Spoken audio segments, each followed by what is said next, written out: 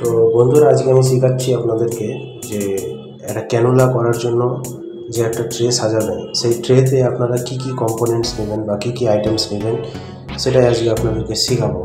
প্রথমত আমাদেরকে নিতে হবে একটা ট্রেতে থাকবে আমাদের 100 ml NS ফ্লাশ করার জন্য, আর সাথে থাকবে একটা 10 ml সিরিঞ্জ ফ্লাশ করার জন্য,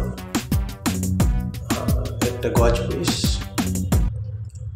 স্টেরিলিয়াম, 2 রকমের ক্যানুলা, পিপিসি জার,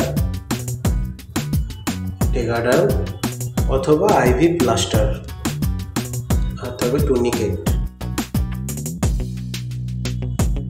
দুটো গ্লাভস নিতে একদমই ভুলবেন না, কারণ দুটো গ্লাভস আপনার সেফটির জন্য। তাহলে আমাদের এবার ক্যানুলাইজেশন ট্রে রেডি হয়ে গেছে।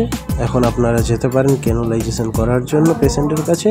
বন্ধুগণ, এখন থেকে আমাকে লাইক, কমেন্ট, সাবস্ক্রাইব করতে থাকুন, আর নতুন নতুন ভিডিও পাওয়ার জন্য অবশ্যই আমাকে কমেন্ট করুন, যাতে আমি আরও নতুন নতুন ভিডিও আপনাদের জন্য বানাতে পারি। আমার মেডিকো বন্ধুদের জন্য অসংখ্য ধন্যবাদ।